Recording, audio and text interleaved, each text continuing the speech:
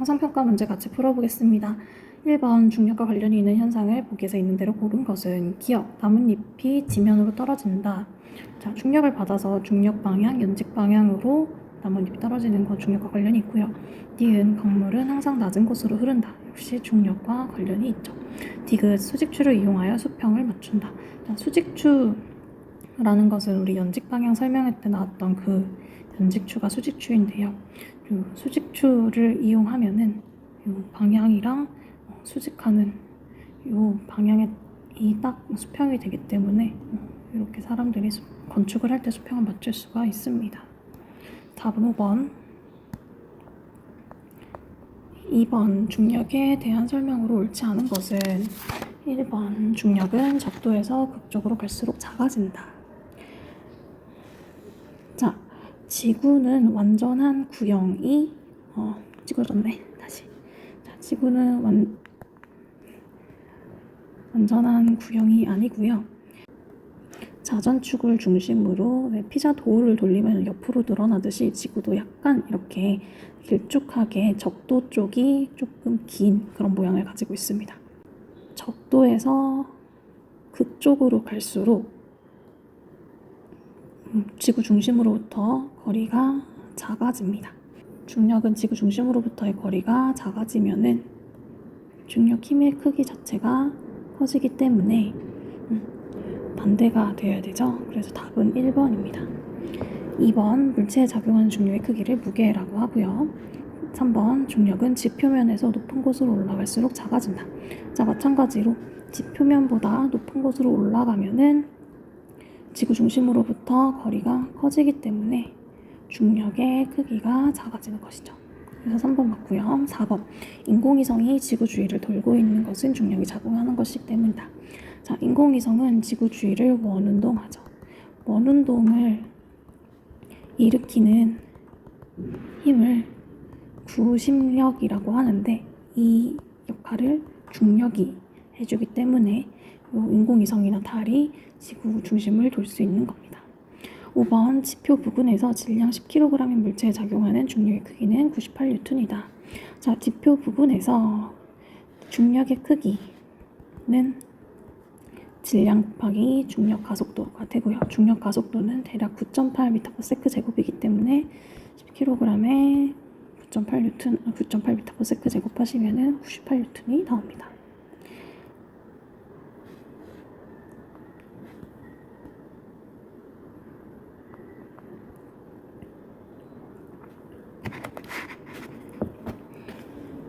자, 3번 자유낙하 운동을 설명한 내용으로 옳은 것만을 보기에서 있는 대로 고른 것은 기억, 무거운 물체가 가벼운 물체보다 더 빠르게 자유낙하 운동을 한다.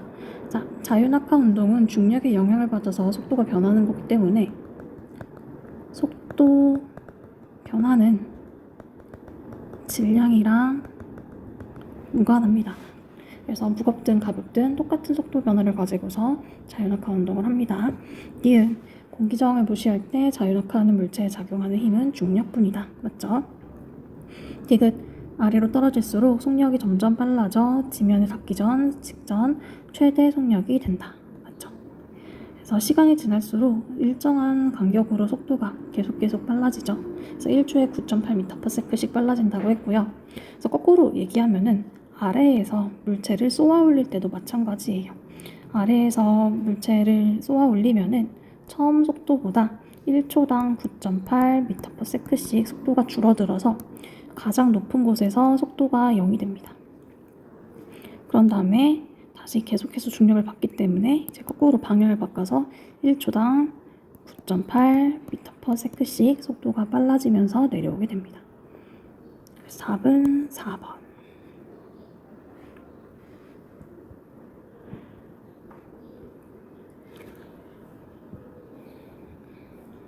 4번 지표 근처에서 자유낙하하는 물체가 있다. 3초 후 이 물체의 속력은?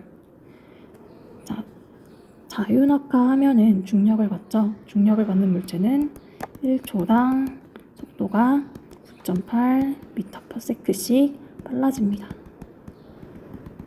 그러니까 처음에 정지하고 있는 상태에서 떨어지는 게 자유낙하니까 거기서부터 3초가 지나면은 9.8m/s에 3배 속력을 갖게 되는 거죠. 그래서 29.4m/s 속력을 갖게 되는 겁니다.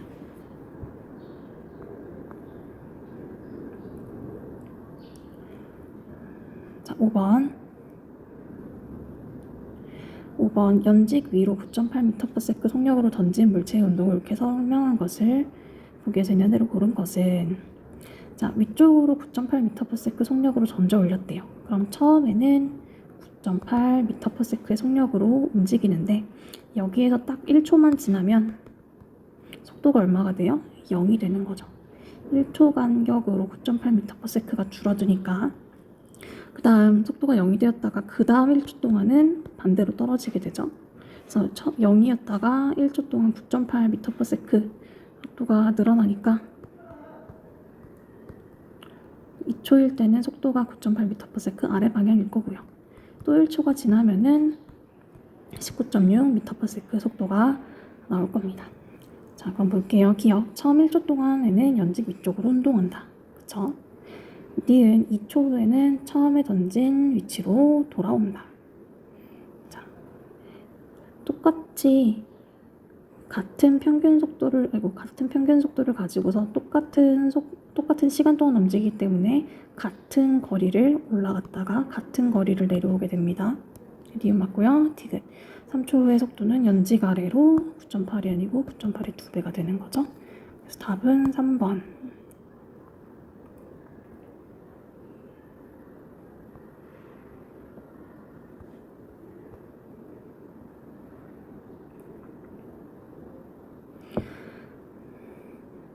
자, 6번 볼게요. 그림과 같이 영희가 사과와 낙하산에 매달린 인형을 같은 높이에서 동시에 가만히 놓았더니 사과가 지면에 먼저 도달하였다. 자, 같은 높이에서 동시에 가만히 놓았다. 처음 속도가 0이었는데 먼저 도달했다는 것은 얘가 훨씬 더 시간을 덜 걸리면서 떨어졌다는 거죠. 사과와 인형이 있을 때 사과가 지면까지 도달하는데 걸린 시간이 더 작고 인형은 크다. 자, 근데 속도라는 거 잘 보시면은 시간당 움직이는 이동 거리가 되는 거잖아요. 그래서 지금 같은 높이에서 바닥까지 움직였으니까 이동 거리는 같아요. 그렇기 때문에 시간이 더 큰 사과에 떨어지는 동안의 속력이 인형보다 크게 되겠습니다. 자, 기억 봅시다. 인형에는 중력이 작용하지 않는다. 아니죠. 인형에도 질량이 있으니까 중력이 작용하고요. 니은 낙하하는 동안 사과는 등속 직선 운동을 한다. 자, 사과는 중력을 받아서 자유낙하 운동을 하기 때문에 등가속도 운동을 합니다. 디귿 사과의 평균 속력이 인형의 평균 속력보다 크다. 그쵸? 그래서 답은 2번.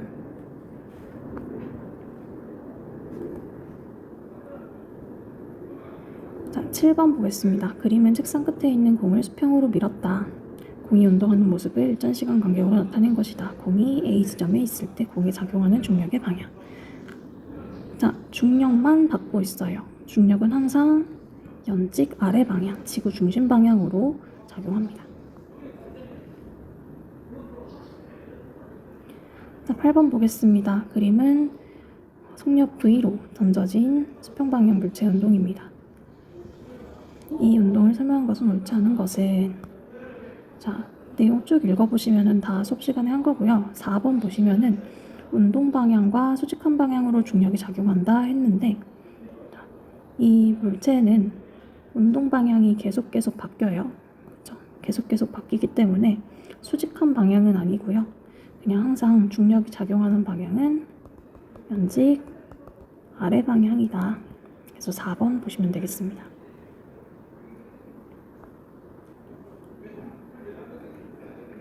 자, 9번 볼게요.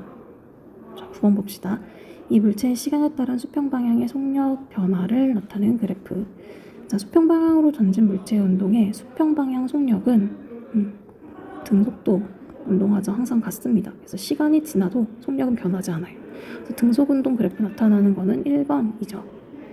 자, 다른 그래프 보시면은 2번 같은 경우에는 시간에 따라 속력이 일정하게 증가하고 있어요. 이거는 등가속도 그래프고요. 등가속도 운동하는 얘, 자유낙하라든지 이런 물체의 속력을 시간에 따라 나타내면 2번이 되겠습니다. 자, 나머지 3, 4, 5번 같은 경우에는 시간에 따라서 힘의 크기가 달라지는 경우입니다.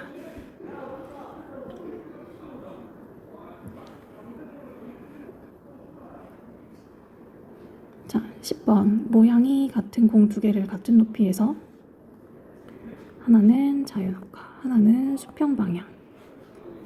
공기정을 무시한다. 기억, 두 공에 작용하는 힘은 중력뿐이다. 맞죠? 손을 떠났어요. 니은, 옆으로 던진 공은 수평 방향으로 등속 직선 운동한다. 자, 수평 방향은 중력이 작용하지 않기 때문에 등속 직선 운동합니다. 디귿, 자유낙하시킨 공이 옆으로 던진 공보다 바닥에 먼저 떨어진다. 아니죠?